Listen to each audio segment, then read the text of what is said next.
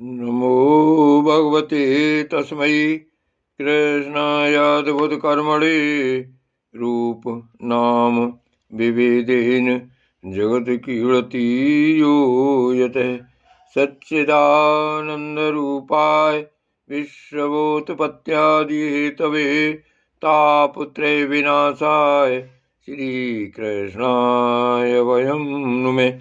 श्रीमद्भागवत महापुराण एकादश स्कंद अध्याय द्वितीय। वसुदेव जी के पास श्री नारद जी का आना और उन्हें राजा जनक तथा 9 योगेश्वरों का संवाद सुनाना। सुखदेव जी ने कहा, वसुदेव जी के प्रश्न करने पर नारद जी ने कहा,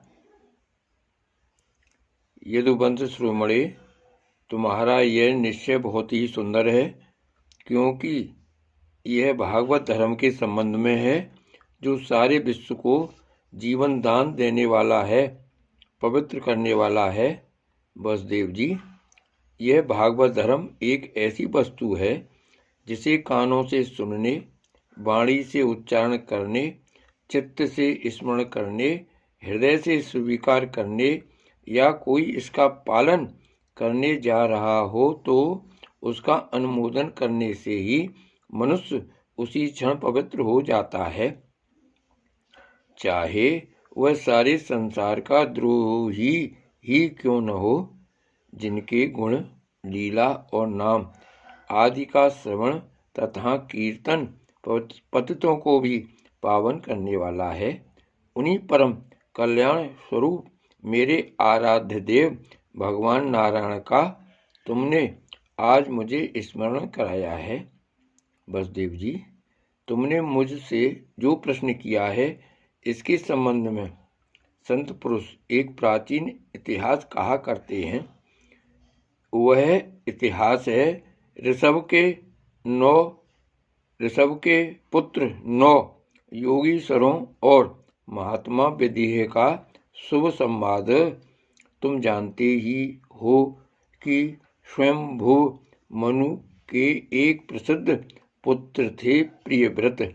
प्रियव्रत के आग्नेयद्रि के नाभि और नाभि के पुत्र हुए ऋषभ। शास्त्रों ने उन्हें भगवान वासुदेव का अंश कहा है। मोक्ष धर्म का उपदेश करने के लिए उन्होंने अवतार ग्रहण किया था।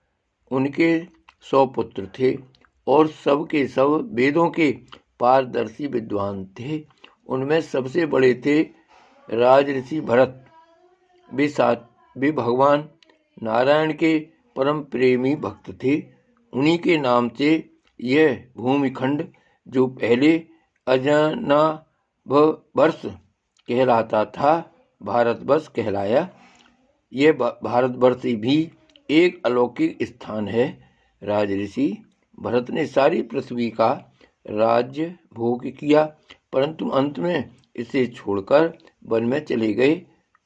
वहां उन्होंने तपस्या के द्वारा भगवान की उपासना की और 3 जन्मों में वे भगवान को प्राप्त हुए। भगवान ऋषभदेव जी के शेष 99 पुत्रों में 9 पुत्र तो इस भारतवर्ष के सब ओर स्थित 9 द्वीपों के अधिपति हुए और 81 पुत्र कर्मकांड के रचयिता ब्राह्मण हो गए। शेष 9 सन्यासी हो गए। वे बड़े ही भाग्यवान थे।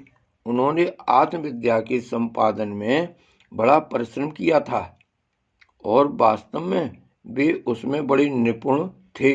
वे प्रायः दिगंबर ही रहते थे और अधिकारियों को परमार्थ वस्तु का उपदेश किया करते थे।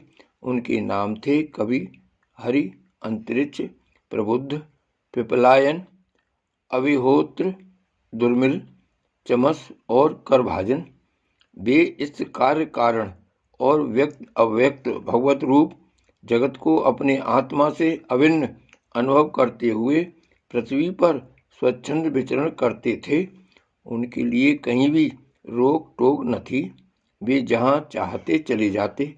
देवता, सिद्ध, साध्य, गंधर्व, यक्ष, मनुष्य, किन्नर और नागों के लोकों में तथा मुनि, चारण, भूतनाथ, विद्याधर, ब्राह्मण और गौओं के स्थानों में वे स्वच्छंद विचरते थे। वसुदेव जी वे सब के सब जीवन मुक्त थे। एक बार की बात है, इस अजनाब भारतवर्ष में विधिराज महात्मा निमि बड़े बड़े ऋषियों के द्वारा एक महान यज्ञ करा रहे थे। पूर्वोक्त 9 योगीश्वर स्वच्छंद विचरण करते हुए उनके यज्ञ में जा पहुंचे। वसुदेव जी वे योगीश्वर भगवान के परम प्रेमी भक्त और सूर्य के समान तेजस्वी थे। उन्हें देखकर राजा निमि, आहवनीय आदि मूर्तिमान अग्नि और ऋतिज आदि ब्राह्मण सबके सब उनके स्वागत में खड़े हो गए। विधिराज निमि ने उन्हें भगवान के परम प्रेमी भक्त जानकर यथायोग आसनों पर बैठाया और प्रेम तथा आनंद से भरकर विधि पूर्वक उनकी पूजा की। वे नवों योगीश्वर अपने अंगों की कांति से इस प्रकार चमक रहे थे मानो साक्षात ब्रह्मा जी के पुत्र सनकादि मुनीश्वर ही हों। राजा निमि ने विनय से झुककर परम प्रेम के साथ उनसे प्रश्न किया। जय श्री कृष्ण।